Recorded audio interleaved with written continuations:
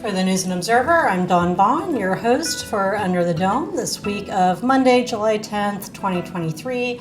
I'm here today with my politics team colleagues, reporter Kyle Ingram, and our intern for the summer, Makiya Seminera. Makiya, this is your inaugural podcast, so thanks for being on. I'm happy to be here. Thanks for inviting me. So it's July, and the North Carolina General Assembly is still in its long session.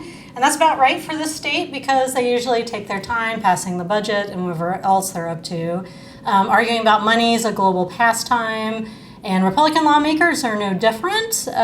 This time it's an argument between the two chambers. But before we get to the budget, if you're watching this on video, I'll also explain later why the Outer Banks left a mark on my face too. So let's talk about really the biggest news of the past few days. We record this a few days before you're listening to it or watching it on Monday.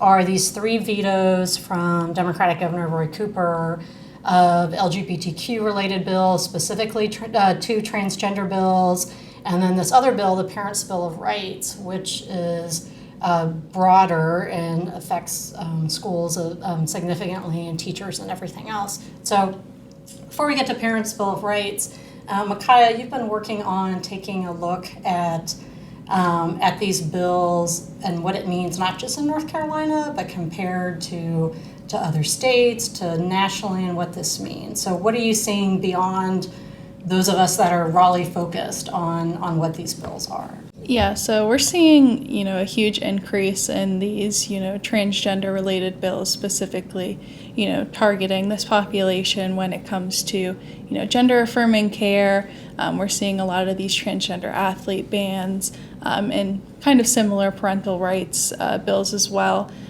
There's been 560 bills across the country this year alone, which has been, tripling the amount that it was the year before. So this is a huge trend that's been going on across the country. It's not just North Carolina. And I believe 2 weeks ago now, there was a gender-affirming care law that had it would bar minors from receiving certain types of gender-affirming care in Arkansas, and that was struck down by a federal judge. So that was deemed unconstitutional on behalf of the First and the 14th Amendment. And North Carolina honestly has a very similar bill that's making its way through. That was one of the bills that was vetoed by Governor Cooper this week. So, what do you think from people that you've talked to? This has become such an issue by design with all these bills this year as opposed to last year or years before.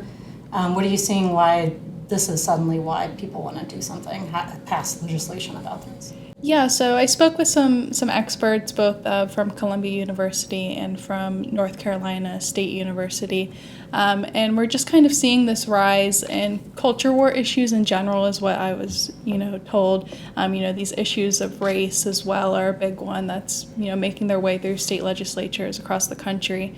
And we're seeing that transgender issues specifically, they're able to kind of divide the Democratic Party. There's not a general consensus on transgender issues, and we saw that even with the transgender athlete ban that made its way through, the House and the Senate here. We had a Democrat, it's Val Applewhite in the Senate. Yeah, voted, in favor of this ban, and the same thing happened, in the House as well with Michael Ray. So, this isn't an issue that has a consensus, among Democrats like it does, with Republicans who are pretty unified on this issue and are pretty, gung-ho on getting these bills through. Parents' Bill of Rights, Kyle and I both covered, I guess, last year, the year before, and Parents' Bill of Rights then kind of came out of an LGBTQ focus of the type of bill that came out that was anti-critical race theory, and of course anti-CRT was the big flashpoint a couple years ago, and it had this national legislation that Republican lawmakers were pushing, and different versions of that anti-CRT bill from the past sessions showed up this time with university employees and with state employees with almost like very similar bill language. Mm-hmm. And Parents' Bill of Rights, which didn't make it, I don't think made it to Cooper's desk last time, is now, like at the same time, he vetoed those two other bills. And Parents' Bill of Rights, a lot of it is about transparency for parents and the classroom and schools, a lot of what schools already do, but maybe some weren't, and they wanted to add this. But the big things are that if a student changes their name or pronoun at school, that the parents are notified, which a lot of the people that opposed the bill talk about this putting students in danger because, theoretically, ideally, everybody thinks there's some warm, fuzzy, supportive household for all students, but of course that's obviously not the case, as a lot of people have said. And it also bans curriculum in early elementary school around LGBTQ issues, which Republicans argued said, oh, it's fine if the teacher talks about their same-sex spouse or everything, as long as it's not in the curriculum. Well, where's that line? What is this going to do for teacher recruiting? How do they feel welcomed and everything else? So, Kyle, what have you seen on really all these bills on how this actually affects the people that are not the subject of it, but potential, and just like the whole culture, really, like in our schools and our state and our community and everything? That's kind of a big question. But, Yeah, well, so last year when they first tried Parents' Bill of Rights, I talked to all of the openly LGBT members of the legislature. Back then there were 5 all in the House. Now all those 5 are still here, but there's also an additional one in the Senate, Lisa Grafstein, I believe the first openly LGBTQ member of the state Senate. But they've all been extremely vocal on these 3 bills in particular.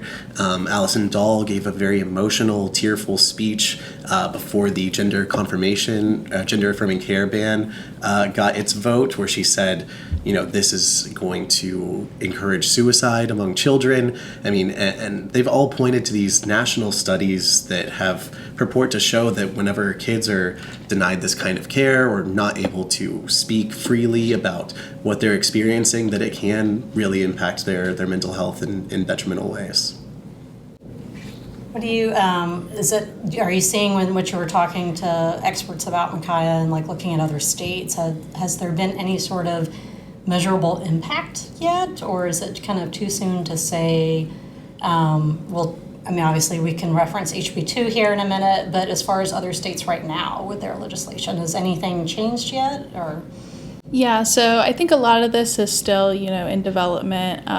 This big increase that we're seeing didn't really come too much until this year, where, there's just been so many bills across the country. But I think the big thing that we're seeing is, just these court challenges that are, being teed up in various states. I mentioned the Arkansas bill, but Florida also had a law that was struck down by a federal judge as well, where it had to do with gender affirming care for minors as well. It would bar Medicaid coverage to receive gender affirming care if you were a minor, and that was struck down as well. So I think the big thing we're seeing currently is just all of these court challenges that are, being brought up across the country, and possibly in North Carolina, depending on how things go.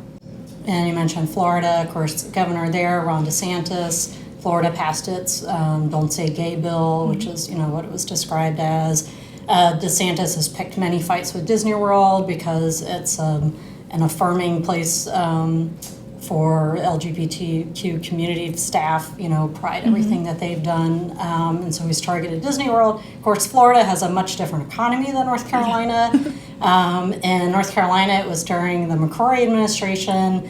HB2, the bathroom bill, cost North Carolina millions and millions and millions of dollars in lost revenue as a result. And Cooper's comment on when he vetoed these bills, he said Republicans are serving up a triple threat of political culture wars, using government to invade the rights and responsibilities of parents and doctors, hurting vulnerable children, damaging our state's reputation and economy like they did with the harmful bathroom bill. And he goes on to say other things too. So we're going to take a quick break. We'll come back and talk about what's next for these 3 bills as we gear up for another busy week at the legislature, plus our picks for headliner of the week and the latest on the budget. We'll be right back.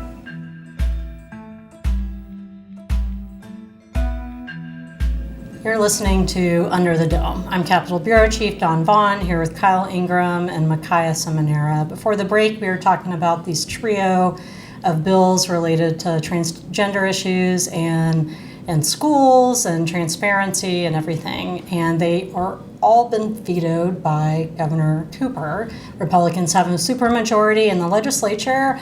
And Makiya, you were in the House for a skeletal session on Thursday where Speaker Moore showed up and said that some or all of them have already been calendared for an override. Yeah, so that's expected for Wednesday.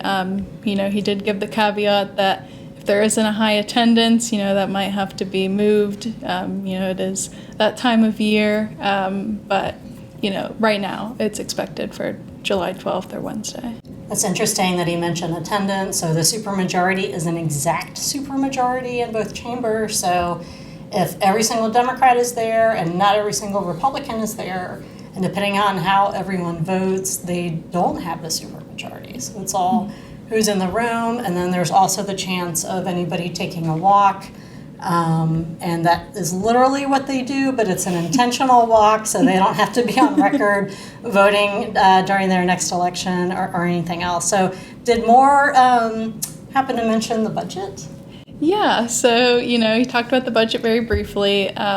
He had said that him and Berger were, staying up very late the previous night to work on this budget, but it is still not where it needs to be, and that's going to be something they continue to chip away at, in the coming weeks. I don't know if we'd want to be a fly on the wall in the room or Berger and Moore having budget discussions or how much conversation there actually was.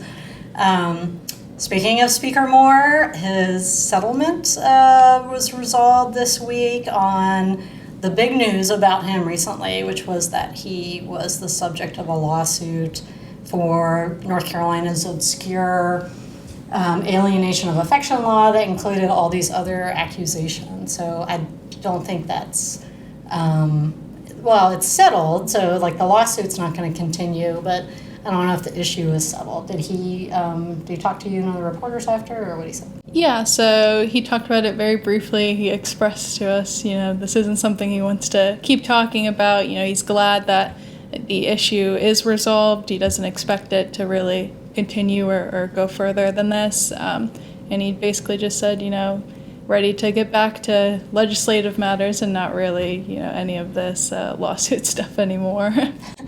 After the sit down I had with him about the lawsuit, he said that he looks forward to being asked policy questions. And I said the next question I have for you will be about policy. And it was, but I think there'll probably be some more of these kind of related questions. What do we have coming up this week? Was there any vibe in either chamber, Kyle, the last week in June about, is it really just budget now, or is there going to be anything else other than the overrides? No, I don't think it's just budget. I mean, we've got massive election overhauls that are still in limbo right now. The Senate has passed 2 bills that are going to look really strongly at changing the way elections are conducted in North Carolina. Those have still got to go through the House, and I think there's probably a lot of room left for the House to reform these, put a lot of amendments on them, so I think that's going to be a major focus. Governor Cooper has already signaled his opposition to those bills, so I'm sure we'll see more overrides coming up. So if we've got that, I believe we've also got medical marijuana.